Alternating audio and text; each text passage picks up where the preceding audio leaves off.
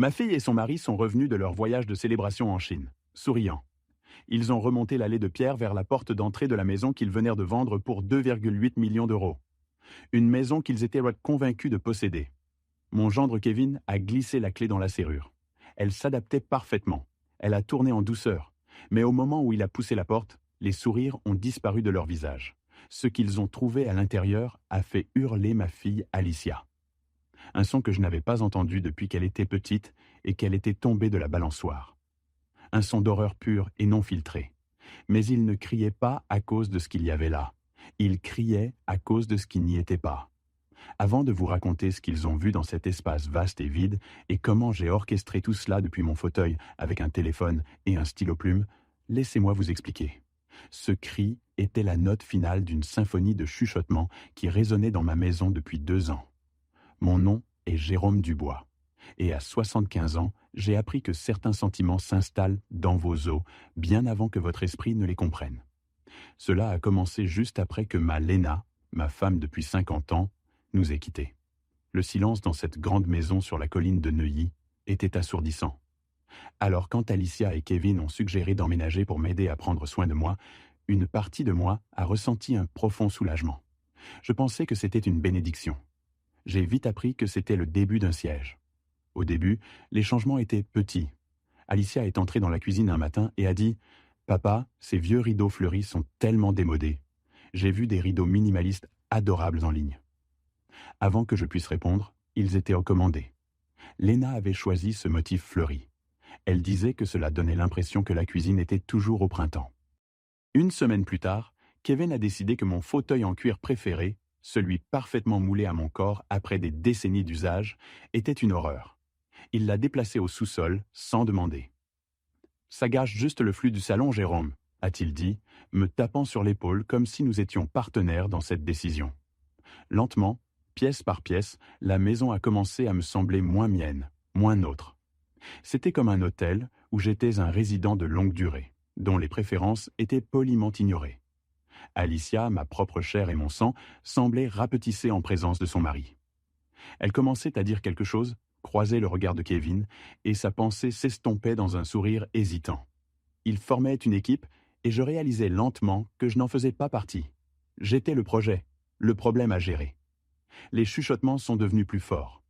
La voix de Kevin portait depuis la terrasse le soir pendant qu'il était au téléphone. « C'est un bien immobilier de premier choix. La gentrification pousse les valeurs à travers le toit. Un actif qui traîne ici. » Il n'en parlait jamais comme d'un foyer. C'était toujours un actif, un chiffre sur un tableur. Le travail de ma vie réduit à une estimation sur ce loger. Puis, les suggestions douces ont commencé. Chacune une petite aiguille sondant la faiblesse. Ça a commencé avec le jardin. J'étais à l'arrière, en train de retourner la terre dans les plates-bandes de rose de Léna. Mes mains profondément dans la terre, où je me sentais le plus proche d'elle. Kevin est sorti en tenant une tablette. « Jérôme, tu ne devrais vraiment pas être là dehors à creuser dans la terre à ton âge. Et si tu tombais ? Personne ne le saurait. » Il l'a dit avec un ton de profonde préoccupation, mais ses yeux étaient sur la taille du jardin, calculant sa superficie. Il ne s'inquiétait pas pour ma santé. Il s'inquiétait pour son investissement.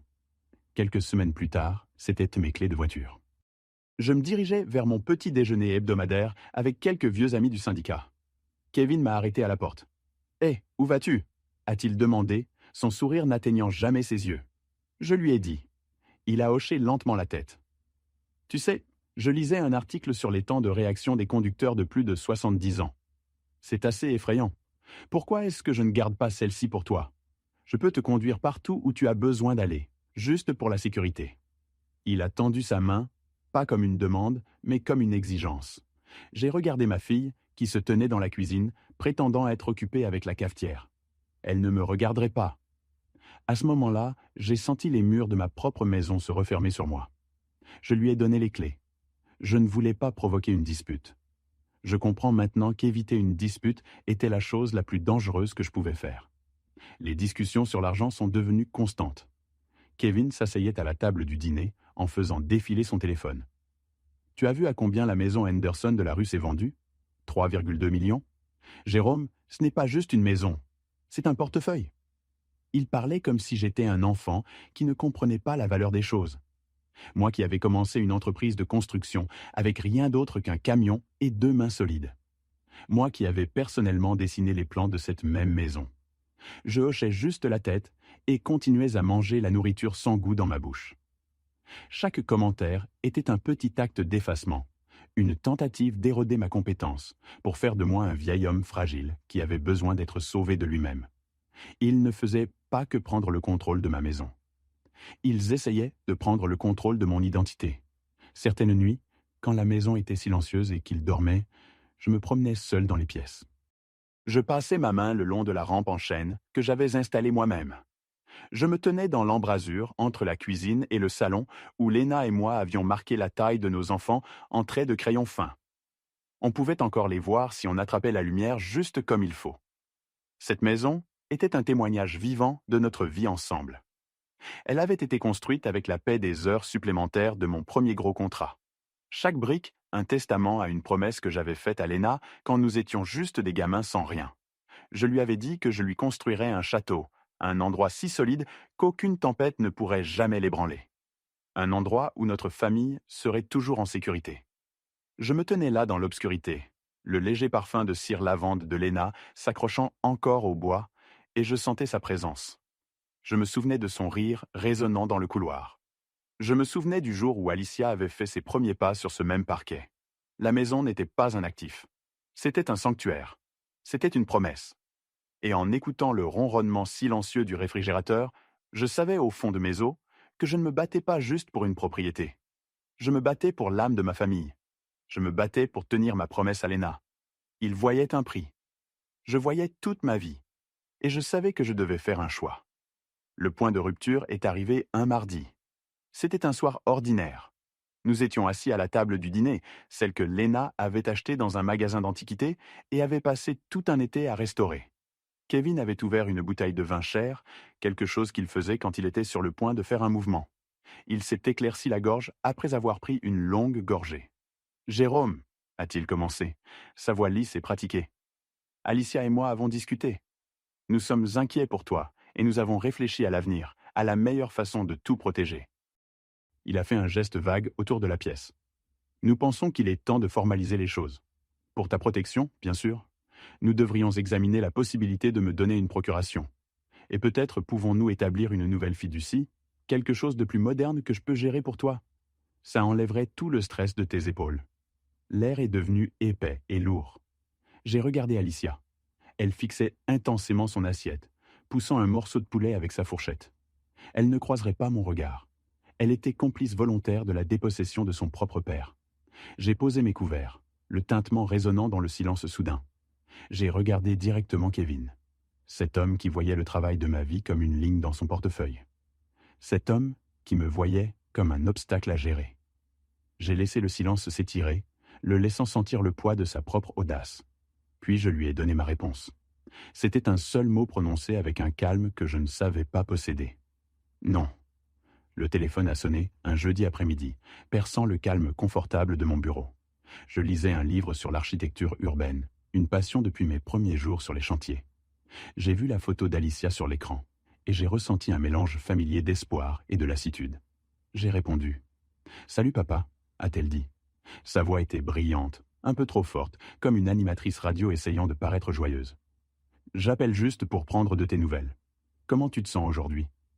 J'ai regardé par la fenêtre le chêne que Léna et moi avions planté pour notre premier anniversaire. Ses feuilles commençaient à devenir dorées. « Je vais bien, Alicia. Je lisais juste. »« Oh, bien, c'est bien, » a-t-elle dit rapidement. Il y a eu une pause où une vraie conversation aurait pu commencer. Au lieu de cela, elle l'a remplie avec une liste de contrôles. « As-tu pris tes médicaments pour la tension ce matin ?»« Tu te souviens de déjeuner ?»« Oui, Alicia, je m'en suis souvenu. »« D'accord, super, super, » a-t-elle dit, sa voix s'estompant. « Bon, il faut que j'y aille. Kevin vient de rentrer. Je voulais juste entendre ta voix. Je te parlerai bientôt. Au revoir, papa. » La ligne est devenue silencieuse. L'appel était comme une pierre rebondissant sur un lac profond. Tout en surface, aucune profondeur. J'étais sur le point de poser le téléphone quand j'ai réalisé qu'Alicia n'avait pas raccroché. Je me suis tenu là, le téléphone encore pressé contre mon oreille. Le silence de l'autre côté était un vide. Puis il a été rempli par la voix de Kevin. Ce n'était pas fort ou en colère. C'était pire. C'était calme, mesuré, et complètement dépourvu de chaleur, comme un médecin discutant d'un patient qu'il n'avait jamais rencontré. « Il va bien ?» a dit Kevin. « Écoute, chérie, je sais que c'est difficile, mais tu l'as entendu au téléphone. Il fait juste semblant. Il a l'air fatigué. Est-ce qu'il t'a même posé une seule question sur toi ?» La voix d'Alicia était faible, mince. « Il n'en a pas eu l'occasion, Kevin. J'étais pressé. »« Ce n'est pas le point, » a dit Kevin, son ton patient. « Le point, c'est qu'on ne peut pas continuer comme ça. On met nos vies en suspens. Tu es stressé. Je suis stressé. Et pourquoi ? Pour qu'il puisse errer dans cette grande maison vide en oubliant s'il a pris ses pilules. »« Mais un EHPAD !» a chuchoté Alicia. « Ça semble si cruel. » Puis est venu l'argument final de Kevin. « Ce n'est pas cruel, Alicia. C'est pratique. Les Jardins du Soleil est un établissement très bien noté. Il aura des infirmières, des activités, des gens de son âge. On ne peut pas lui donner ça. Et soyons brutalement honnêtes ici. Nous sommes assis sur un actif de 2,8 millions d'euros. On ne peut pas commencer notre avenir. On ne peut pas investir. On ne peut pas voyager tant qu'on ne débloque pas cette valeur. Il doit aller en EHPAD. C'est la seule solution logique. On vend la maison, on utilise une petite partie pour financer ses soins indéfiniment, et on peut enfin vivre. C'est la bonne chose à faire pour tout le monde. Il y a eu un long soupir d'Alicia. C'était le son d'une reddition finale. « D'accord, » a-t-elle dit, sa voix à peine audible. « D'accord, Kevin. » J'ai entendu le clic du téléphone qui se déconnectait. Le silence qui s'est précipité dans la pièce était plus lourd, rempli des mots que je n'étais jamais censé entendre. Ma fille, mon Alicia, avait accepté de me jeter comme si j'étais un meuble vieux et gênant. Je me suis lentement abaissé dans le fauteuil, près de la fenêtre. Mon regard a dérivé vers la cheminée, vers la dernière photographie que j'ai de Léna. C'était de notre 50e anniversaire. Un autre souvenir a refait surface, ses derniers jours à l'hôpital. Alicia tenait la main de sa mère. Léna avait regardé notre fille et chuchoté « Prends soin de ton père, ma petite fille. Il va avoir besoin de toi. » Et Alicia avait promis « Je le ferai, maman. Je promets que je prendrai toujours soin de lui. » Cette promesse résonnait dans le bureau silencieux, un fantôme se moquant de ma stupidité. Mais quelque chose d'autre commençait à se former. C'était dur et clair comme de la glace. La douleur devenait une fondation. Je n'étais pas juste un vieil homme à gérer. J'étais Jérôme Dubois. J'étais le gardien de la mémoire de Léna. J'étais le constructeur de cette maison et de cette vie. Une résolution tranquille s'est installée sur moi. Ce n'était pas de la vengeance. C'était de la justice. C'était honorer une promesse que ma fille avait oubliée. J'ai regardé le téléphone. Maintenant, un outil. J'ai déverrouillé l'écran et mon pouce s'est arrêté sur un nom. Marcus Beaumont. Il était temps de dessiner de nouveaux plans. Le matin après l'appel téléphonique, je me suis réveillé avant le soleil. Le chagrin était toujours là, mais ce n'était plus un brouillard. C'était une pierre humide sur laquelle j'aiguisais mon esprit. S'ils voulaient un vieil homme fragile et oublieux, alors c'est exactement ce que j'allais leur donner.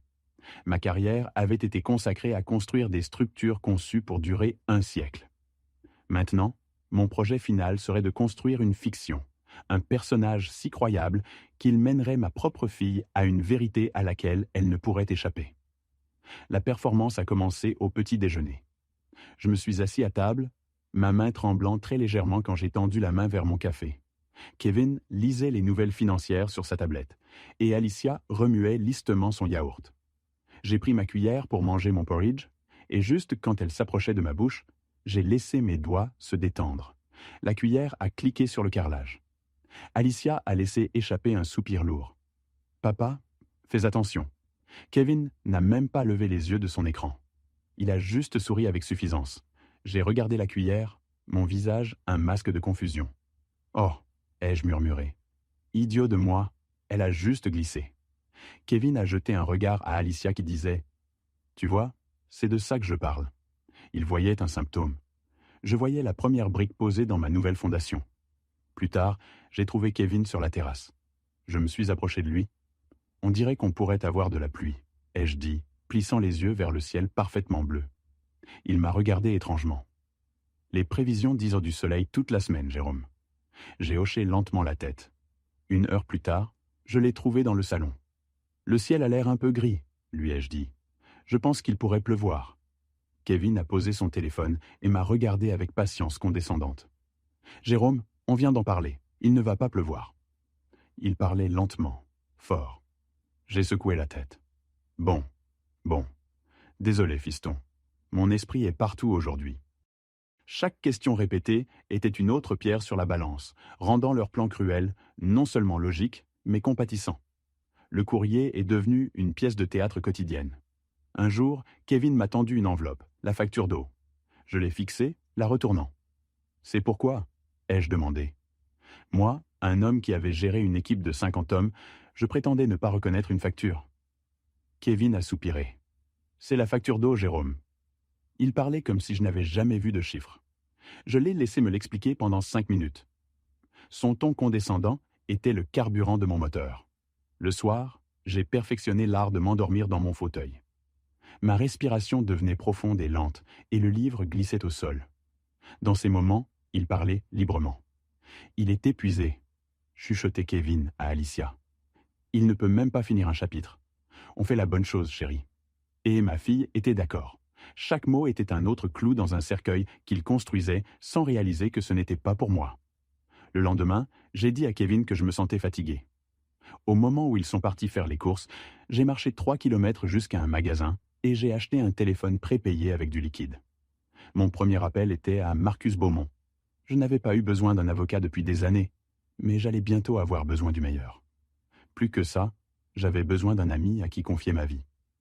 Marcus Beaumont et moi, ça remonte à 55 ans.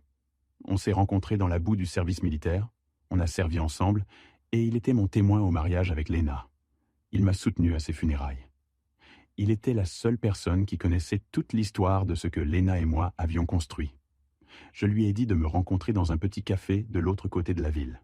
Un endroit avec des banquettes usées et un café fort. Un endroit où ma fille et son mari ne seraient jamais pris morts. Il était déjà là quand je suis arrivé. À 76 ans, Marcus était toujours tranchant, habillé d'un costume sur mesure.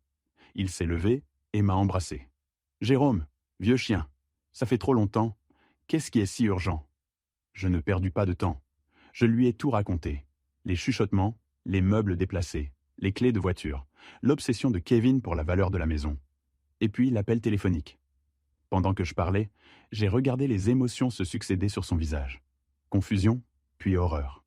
Quand j'ai fini, sa mâchoire était serrée. Il n'a pas offert de pitié. Il a dit quelque chose de bien mieux. « Ce fils ingrat, je ne l'ai jamais aimé, Jérôme. Je te l'ai dit à leur mariage. » Une vague de soulagement m'a submergé. Je n'étais pas juste un vieil homme fou. Ma colère était justifiée. Puis Marcus a changé d'attitude. L'ami en colère a reculé et l'avocat a pris sa place. Il a sorti un carnet et un stylo. « D'accord, Jérôme, » a-t-il dit, sa voix professionnelle. « Allons à la guerre. Ils veulent te traiter comme si tu étais incompétent ? Parfait, on va utiliser ça. Mais d'abord, parle-moi de la maison. Le nom de qui est sur l'acte ? Y a-t-il une fiducie ? » Je me suis penché en avant. « C'est pourquoi je t'ai appelé, Marcus. Léna et moi avons toujours été des planificateurs. Il y a une fiducie, la fiducie familiale du bois. » Un sourire lent s'est répandu sur le visage de Marcus. C'était le sourire d'un prédateur qui venait de sentir l'odeur de sa proie. « Oh, il y en a une maintenant ?» a-t-il dit doucement. « Jérôme, mon ami, on va leur apprendre à jouer aux échecs. » Marcus s'est penché en avant, joignant ses doigts. « Jérôme, Léna était une femme brillante. Quand vous avez établi la fiducie familiale du bois, vous n'avez pas juste construit un mur. Vous avez construit une forteresse. » Il a pris un paquet de sucre. « Pense à la maison comme ce paquet, » a-t-il dit. La plupart des gens possèdent leur maison directement. Mais toi et Léna, vous avez mis la maison dans une boîte en acier verrouillée. Cette boîte, c'est la fiducie. Il a mis sa tasse de café sur le paquet. Vous vous êtes fait les seuls avec les clés. Quand Léna est partie, sa clé t'a été transmise. Maintenant, tu es le seul fiduciaire. Tu as le droit exclusif de faire tout ce que tu veux avec ce qui est à l'intérieur. J'ai hoché la tête, me rappelant les longues nuits avec notre avocat. Léna était toujours la planificatrice. Alicia est bénéficiaire, continua Marcus. C'est la partie que ton gendre a mal comprise. Il a supposé que bénéficiaire signifiait propriétaire, mais ce n'est pas le cas. Elle peut vivre dans la maison, mais elle ne peut pas la vendre. Elle ne peut rien faire sans ta signature. Toute vente qu'ils essaient est un fantôme. C'est de la fraude. puis ses yeux ont brillé. Mais voici la belle partie. Pendant qu'ils vendent une maison fantôme, toi, tu peux silencieusement vendre la vraie maison à un vrai acheteur. Nous conduirons une vente légitime juste sous leur nez. Les semaines suivantes sont devenues une étrange pièce en 2 actes. Pendant que je continuais ma performance d'homme s'effaçant, mon vrai travail a commencé. Je les entendais dans la cuisine, étalant des documents sur la table. Kevin était constamment au téléphone avec des termes comme vérification préalable et clôture séquestre. C'est dans la poche, je l'entendais dire. L'acheteur est un groupe d'investissement privé. Il pète content. Je savais que le groupe était probablement une société écran qu'il avait créée.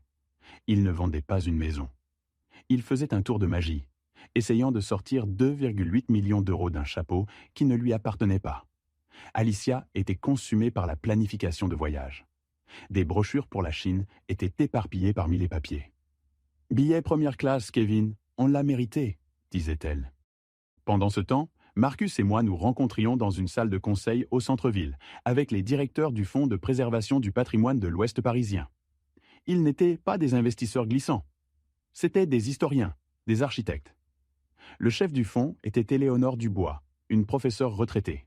« Monsieur Dubois, m'a-t-elle dit, ce que vous et Léna avez construit est plus qu'une maison. C'est un monument. C'est une pierre angulaire de l'histoire de ce quartier.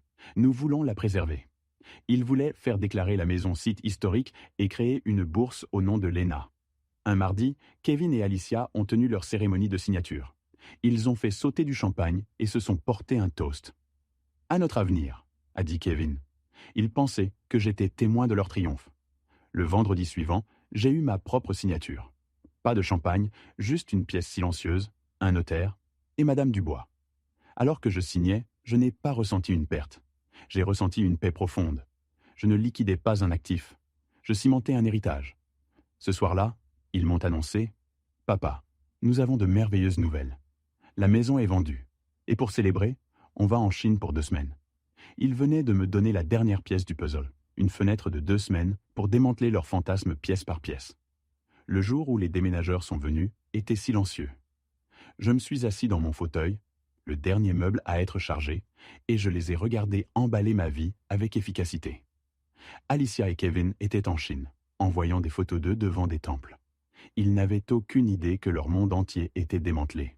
Quand mon fauteuil a été emporté, je suis resté seul dans le silence caverneux. J'ai commencé ma tournée finale, un adieu silencieux à la vie que Léna et moi avions construite. Dans la cuisine, je pouvais presque voir Léna fredonnant en étalant la pâte pour une tarte. Dans le couloir, je sentais les marques fantômes où nous mesurions la taille d'Alicia. « Regarde, Jérôme, c'est une géante !» avait ri Léna. Nous célébrions sa croissance, n'imaginant jamais qu'elle essaierait de me rabaisser. Dans notre chambre, je regardais le vieux chêne par la fenêtre. Dans notre chambre, je regardais le vieux chêne par la fenêtre. J'abandonnais la vue, mais pas le souvenir. Pour sauver une chose, parfois vous devez la laisser partir. Je ne perdais pas une maison. Je m'assurais que son histoire serait racontée correctement. J'ai tiré la lourde porte de chêne pour la dernière fois. Le son du loquet s'enclenchant était le son le plus final que j'ai jamais entendu. La forteresse était maintenant sécurisée. Je me suis assis dans le fauteuil de mon nouvel appartement, celui qui était autrefois une horreur dans mon ancien salon. Dehors, les lumières de la ville scintillaient contre le bleu profond du crépuscule. Une tasse de tisane reposait à côté de moi. J'étais calme. Mon téléphone a vibré avec une notification de la compagnie aérienne. Leur vol de Shanghai avait atterri il y a 1 heure. À ce moment précis, je savais qu'ils étaient dans un taxi, perçant le trafic du soir, rentrant à la maison. Je pouvais imaginer la scène si clairement. Alicia pencherait sa tête contre la vitre, fatiguée du vol mais bourdonnant d'énergie. Kevin serait sur son téléphone, vérifiant son compte bancaire. « Je n'arrive pas à croire que c'est réel », dirait Alicia. La Chine était un rêve, mais j'ai hâte de commencer notre vraie vie. Kevin ne lèverait pas les yeux. Le virement devrait avoir été finalisé pendant qu'on était en l'air. 2,8 millions d'euros, bébé, liquide. Je t'avais dit que le plan était solide. Alors, tu as décidé de la couleur pour ta nouvelle décapotable ? Leur conversation serait une liste de courses fantasmées. Un bateau pour lui, une maison moderne pour eux. À un moment, Alicia pourrait dire « Je me sens un peu mal pour papa ». Et Kevin l'écarterait « Ne le fais pas, on a fait ce qui était le mieux pour lui. Il n'aurait pas su quoi faire avec tout ce capital. Nous avons maximisé l'actif. Le taxi tournerait dans la rue familière. Et là, elle serait, ma vieille maison, les attendant comme un prix à la fin d'une course qu'il ne réalisait pas avoir déjà perdue. Kevin, avec une démarche fanfaronne, ferait teinter la clé dans sa main. Il remontait l'allée de pierre. Kevin irait à la porte, le conquérant revenant à son château. Il glisserait la clé dans la serrure. Elle tournerait. Un clic satisfaisant. Ce petit détail était une courtoisie de Marcus. Il voulait qu'ils aient ce dernier moment de certitude absolue, avant que le sol s'effondre sous eux. Kevin pousserait la porte, s'attendant au parfum de cire citronnée et de vieux livres. Au lieu de cela, la porte s'ouvrait sur une caverne de silence résonnant. La maison était une coquille creuse. La lumière du soir tranchait à travers l'espace vide, illuminant la poussière où leurs vies étaient avant. Des rectangles pâles sur les murs où des photos avaient été accrochées. Les parquets nus amplifiaient le son de leur respiration. Le sourire de Kevin a gelé, puis s'est effondré. « Qu'est-ce que... » chuchoterait-il. Alicia serait sur le seuil, une main volant à sa bouche, ses yeux sautant d'un espace vide à l'autre. Ce n'était pas le chaos d'un cambriolage. C'était une absence, un vide délibéré et terrifiant. Leurs yeux auraient balayé le sol, et ils l'auraient vu. Une enveloppe blanche au centre de l'entrée. Impossiblement petite dans le grand vide, mais commandant toute leur attention. Ce n'était pas du courrier. C'était une déclaration. Alicia bougerait en premier, ses pas hésitant vers l'enveloppe. Sa main tremblerait en la ramassant. Elle l'ouvrirait avec incertitude. Cette propriété, commencerait-elle à lire à voix haute, a été vendue le 5 septembre au Fonds de préservation du patrimoine de l'Ouest parisien. Le premier coup, Kevin arracherait le papier. Quoi ? Non, c'est impossible, il ne peut pas faire ça. Vos affaires ont été déplacées à l'unité de stockage numéro 247. Les 12 premiers mois ont été payés. Le deuxième coup, rendant cela indéniablement réel. Kevin deviendrait rouge de fureur. J'ai des papiers, j'ai un acheteur, je vais ruiner ce vieux fou sénile. Il sortirait son téléphone, essayant d'arrêter un raz-de-marée qui s'était déjà écrasé. Cette clé cessera de fonctionner à minuit. Ce n'était pas votre maison à vendre, c'était l'héritage de ma femme à protéger. Le coup final. Kevin laisserait échapper un rugissement de rage impuissante, mais Alicia comprendrait. Elle verrait tout le jeu d'échecs de 2 ans étalé nu, réalisant qu'elle avait été un pion depuis le début. Elle regarderait les rectangles pâles, son mari enragé, le papier qui avait démantelé leur vie. Et puis, elle ouvrirait sa bouche. Ça commencerait comme un halètement et se développerait en cri. Le son d'une âme qui se brisait. Le son des conséquences arrivant juste à l'heure. Pendant qu'une tempête de leur propre création se déchaînait sur ma fille et mon gendre, mon monde était parfaitement calme. Il n'y avait pas d'écho de cris dans mon nouvel appartement. Seulement le sifflement doux de l'eau chaude dans ma tasse de céramique. Ce nouvel espace était plus petit que ma ancienne maison. Il était propre, moderne et dégagé. Il était mien. Pour la première fois en 2 ans, je pouvais respirer sans sentir le poids de regards pleins de ressentiment. Je n'étais pas heureux. Le sentiment qui s'était installé sur moi n'était pas le triomphe d'un vainqueur. C'était une paix solennelle, un profond sentiment de justesse. C'était le soulagement silencieux d'une tempête qui s'était finalement brisée, une tempête que j'avais dû invoquer pour éclaircir l'air pour de bon. Je n'avais pas agi par vengeance. J'avais agi pour restaurer un équilibre qui avait été cruellement bouleversé. Leur cri n'était que le premier écho d'un bâtiment qui s'effondrait. Une maison construite sur un mensonge ne peut pas tenir.